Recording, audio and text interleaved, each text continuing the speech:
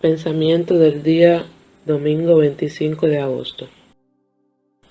Dejar que la luz invada la jornada.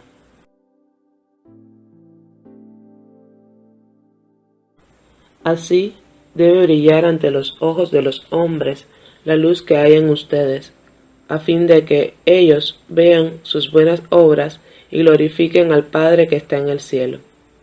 San Mateo, capítulo 5, versículo 16. La luz se manifiesta en las buenas obras. Resplandece a través de las obras buenas que hacen los cristianos. Me dirás, no solo los cristianos hacen buenas obras, hay también otros que colaboran con el progreso, construyen casas, promueven la justicia, tienen razón. Ciertamente el cristiano hace y debe también hacer todo esto, pero no es solo esta su función específica. Él debe hacer las buenas obras con un espíritu nuevo. Ese espíritu que hace que ya no sea el que viva en sí mismo, sino Cristo en él. El evangelista, de hecho, no piensa solamente en actos de caridad aislados, como visitar a los prisioneros, vestir a los desnudos, o como todas las obras de misericordia actualizadas a la exigencia de hoy, sino que piensa en la adhesión total de la vida del cristiano a la voluntad de Dios, hasta hacer de toda su vida una buena obra. Si el cristiano hace esto, él es transparente y la alabanza que surgirá por cuanto hace no llegará a él, sino a Cristo en él, y Dios, a través suyo, estará presente en el mundo.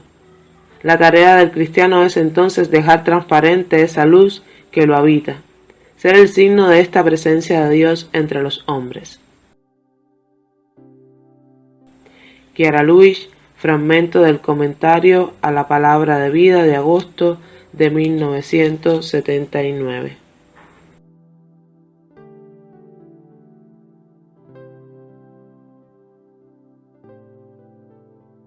Palabra de Vida, agosto de 2024.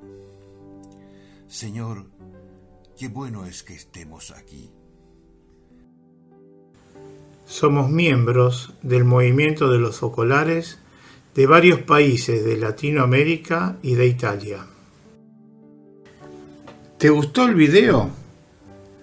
Danos un like, un dedito hacia arriba porque te gustó. Suscríbete al canal y no dejes de tocar la campanilla, así te avisaremos cada vez que subimos un video.